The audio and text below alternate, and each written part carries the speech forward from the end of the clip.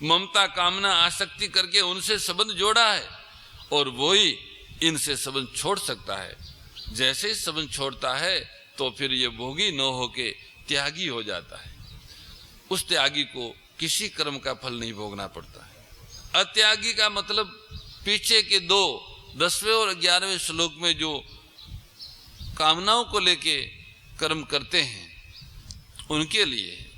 जिन त्यागियों की बात आई है पूर्व के श्लोक में, उनके समान जो त्यागी नहीं है, जिन्होंने कर्मफल का त्याग नहीं किया, ऐसे अत्यागी मनुष्य के सामने इष्ट अनिष्ट और मिश्र ये तीनों कर्मफल अनुकूल और प्रतिकूल परिस्थिति के रूप में आते रहते हैं, जिनसे वे सुखी दुखी होते रहते हैं।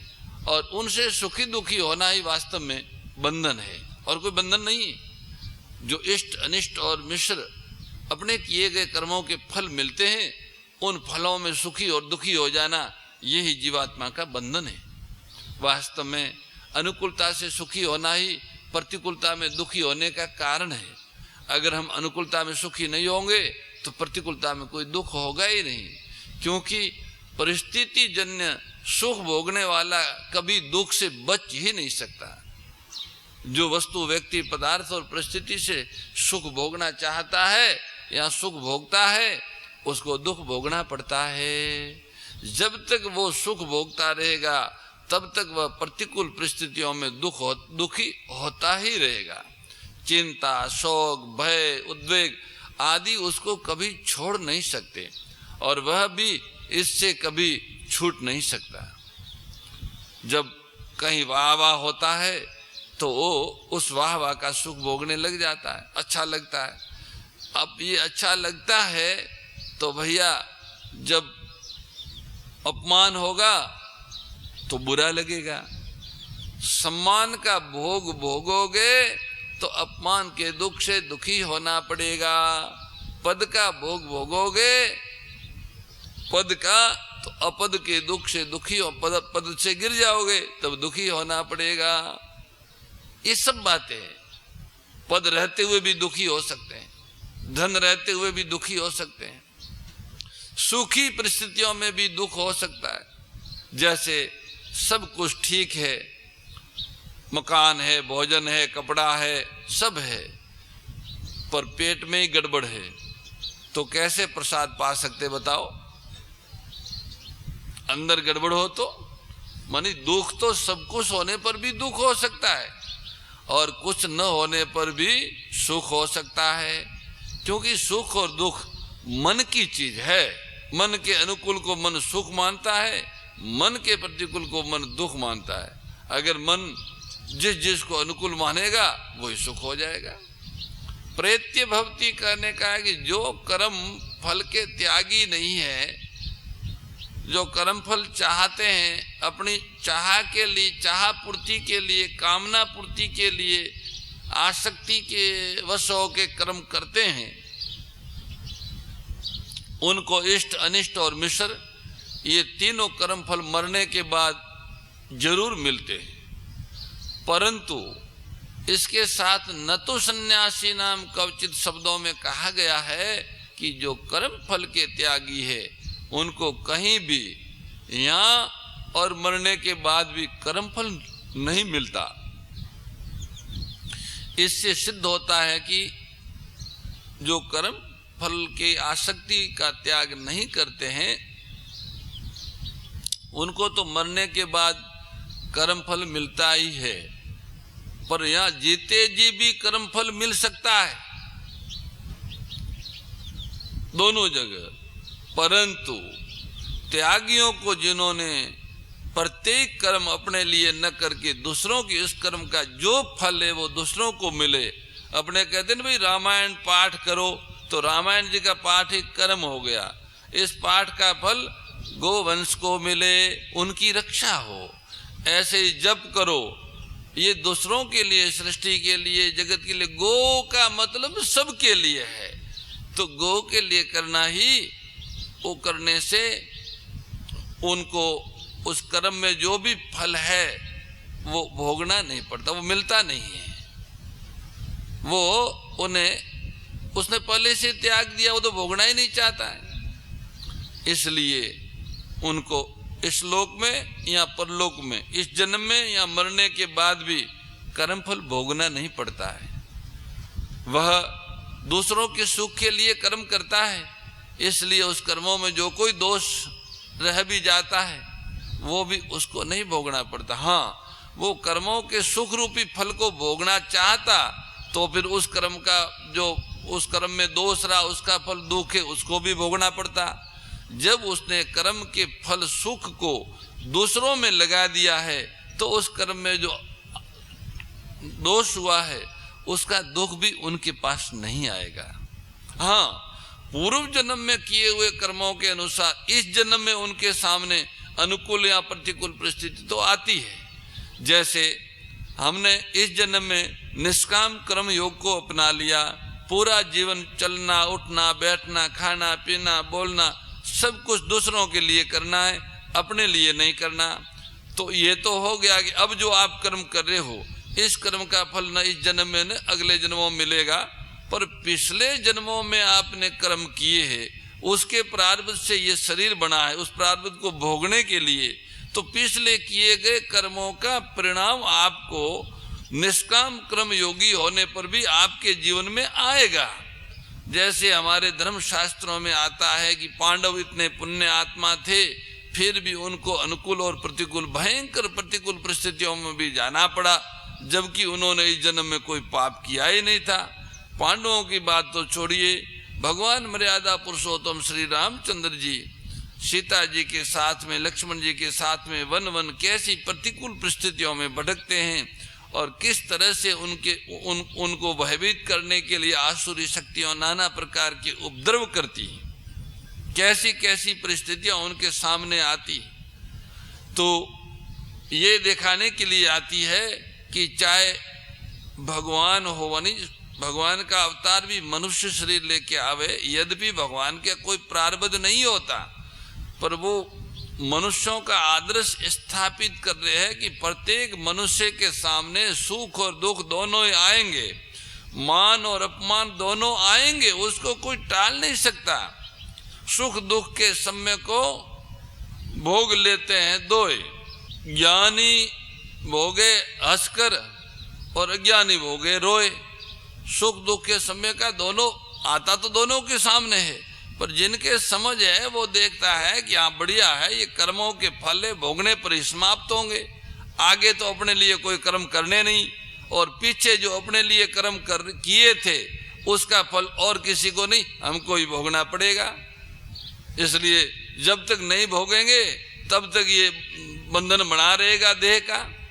इस कारण जो भी सुख और दुख ईश्वर के मंगलमय विधान से किए गए कर्मों के फल के रूप में आते हैं उनको प्रसन्नता पूर्वक भोगना, जिससे उनसे मुक्ति हो जाए और नया कोई कर्मों का बंधन न हो, यही रास्ता है मानव का।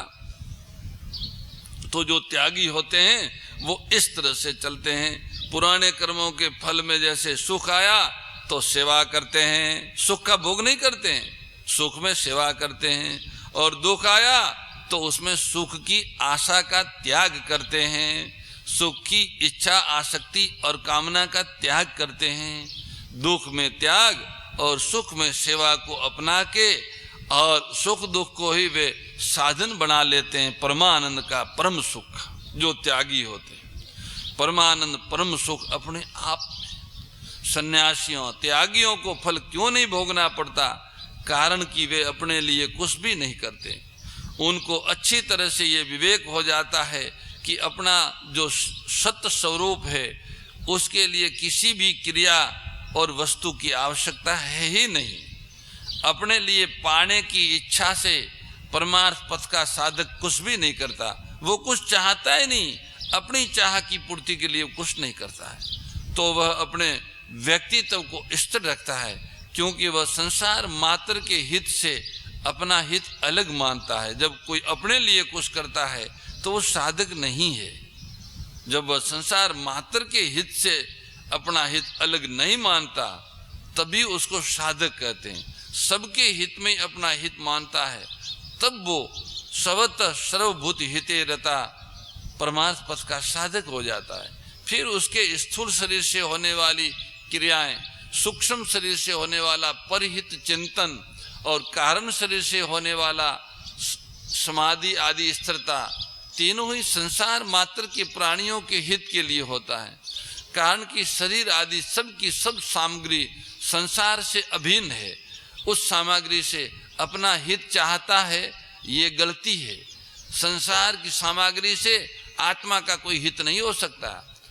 जो कि अगर उससे हित चाहता है तो ये परिच्छिन्नता है, ये परमात्मा से अब अलग करती है आत्मा को, क्योंकि इन सामग्री से आत्मा का कल्याण नहीं हो सकता। हाँ, इस सामग्री का सदुपयोग करने से आत्मा का कल्याण हो सकता है, और इस सामग्री का सदुपयोग संसार की सेवा में ही है। शरीर, मन, बुद्धि ये सब सामग्री है, संसार से भगवान से मिली हुई भगवान की सेवा में लगा दी जाए तो इस तरह से वो सामग्री भगवान की सेवा में लगा देता है तो वह किसी भी कर्म के फल का भोगी न हो के परम सुख परमानंद स्वरूप परमात्मा से अभिन्न हो जाता है। यहाँ सन्यासीनम शब्द से त्यागी कर्मयोगी और सन्यासी सांख्य योगी दोनों की भगवान ने एकता की है। जैसे कर्मयोगी कर्म से असंग रहता है तो सांख्य योगी भी कर्म से सर्वथा निर्लिप्त रहता है। कर्मयोगी निष्काम भाव से कर्म करते हुए भी फल के साथ संबंध नहीं रखता तो सांख्य योगी कर्म मात्र के साथ रंच मात्र भी संबंध नहीं रखता। कर्मयोगी फल से संबंध तोड़ता है अर्थात ममता का त्याग करता है तो सांख्य योगी कर्तापन के अभिमान का अर्थात अहमता का त्याग करता है। ममता का त्याग होने पर अहमता का त्याग भी हो जाता है और अहमता का त्याग होने पर ममता का त्याग भी हो जाता है।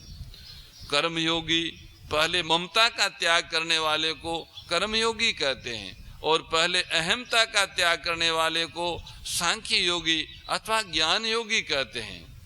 पहले ममता का त्याग करने वाले को त्यागी कहते हैं और पहले अहंकार का त्याग करने वाले को सन्यासी कहते हैं। इसलिए भगवान ने कर्म योग में ममता के त्याग के बाद अहमता का त्याग बताया, निर्ममो निरंकार, और सांख्य योग में अहमता के त्याग के बाद ममता का त्याग बताया, अहंकारम बलम दर्पम कामम क्रोधम परिग्रहम। इन दोनों की इस त्याग की प्रक्रिया में तो फर्क है, परंतु परिवर्तनशील प्रकृति और प्रकृति का कार्य इनमें से किसी के भी साथ इन दोनों का संबंध नहीं रहता।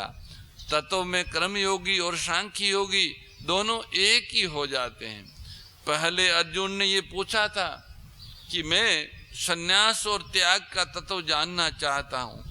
भगवान ने यहाँ सन्यासी नाम शब्दों से दोनों का यह तत्व बताया कि कर्मयोग का ये भाव रहता है कि हम अपना कुछ नहीं है। कर्मयोगी इस भाव से रहता है कि मेरा कुछ नहीं है, अपना कुछ नहीं है, अपने लिए कुछ नहीं चाहिए और अपने लिए कुछ नहीं करना है।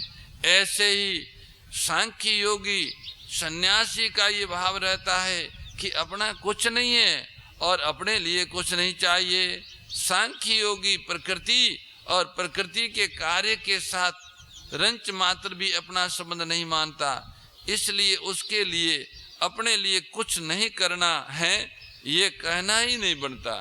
यहाँ त्यागी नाम शब्द न देकर सन्यासी नाम शब्द देने का ये तात्पर्य है कि जो निर्लिप्तता सांख्य योग से होती है वही निर्लिप्तता त्याग से कर्म योग से भी हो जाती है। दूसरी बात, यहाँ तक भगवान ने कर्म योग से निर्लिप्तता बताई, अब सन्यासी नाम शब्द कहकर आगे सांख्य योग से निर्लिप्तता बताने का बीज भी भगवान आगे के व्याख्यान का बीज भी बो रहे हैं।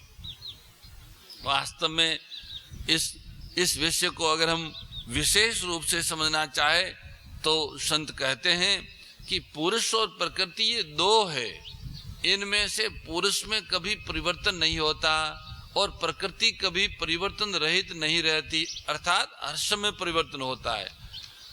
पुरुष नाम आत्मा का है और प्रकृति नाम शरीर का है। जब ये पुरुष प्रकृति के साथ संबंध जोड़ लेता है, अर्थात आत्मा शरीर के साथ संबंध जोड़ लेता है, तब प्रकृति की क्रिया पुरुष का कर्म बन जाती है। क्योंकि प्रकृति के साथ संबंध मानने से तादात्म्य हो जाता है। तादात्म्य होने से जो प्राकृत वस्तुएं प्राप्त है उनमें ममता होती है और उस ममता के कारण अप्राप्त वस्तुओं की कामना होती है। इस प्रकार जब तक कामना, ममता और तादात्म्य रहता है तब तक जो कुछ परिवर्तन रूप क्रिया होती है उसका नाम कर्म है। तादात्म्य के शरीर और आत्मा का जो ये एकतापन है ऐसा दिखता है, इसके टूटने पर वही कर्म पुरुष के लिए अकर्म हो जाते, अर्थात वह कर्म क्रिया मात्र रह जाता है, उसमें फल जनकता नहीं रहती। यह कर्म में अक्रम है। अक्रम अवस्था में आत्म स्वरूप का अनुभव होने पर उस महापुरुष के शरीर से जो क्रिया होती रहती है वह अक्रम में कर्म है। वो अकर्ता होते हुए भी उनके द्वारा क्रिया हो रही है, वो उससे निर्लिप्त है। समता त्याग सिखावनी हरि मुख की बानी, ओ मैया हरि मुख की बानी। सकल शास्त्र की स्वामी, सकल शास्त्र की स्वामी, श्रुतियों के रानी। ओम जय भगवद गीते। दया सुधा बरसावनी मातु कृपा कीजे, ओ मैया मातु कृपा कीजे। हरि पद प्रेम दान कर, प्रभु पद प्रेम दान कर, अपनो कर लीजे। ओम जय भगवद गीते, जय भगवद गीते। ओ मैया जय भगवद गीते। हरि कमल विहारिणी, प्रभु हिय कमल विहारिणी, सुंदर सुपुनीते। ओम जय भगवद गीते। गीता माता की जय।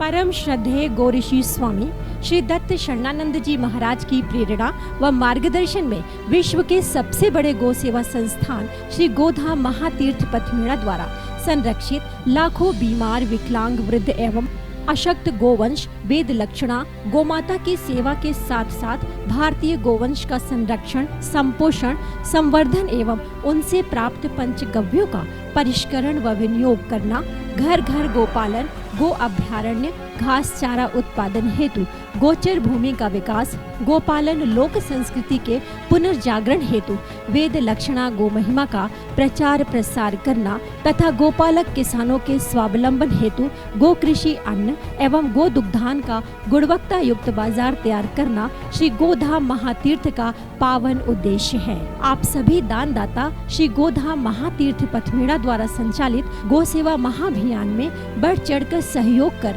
लाखों बीमार, विकलांग, वृद्ध एवं अशक्त गोवंश के गोग्रास सेवा हेतु श्री गोधाम महातीर्थ पथमेड़ा लोक पुण्यार्थ न्यास के बैंक ऑफ बड़ौदा खाता संख्या 084901000238827 IFSC कोड BARB 0 ASHRAM शाखा आश्रम रोड अहमदाबाद में गोग्रास सेवा निमित्त जमा कर सकते हैं। अधिक जानकारी के लिए संपर्क करें 7742093179 7665059999 7073000151।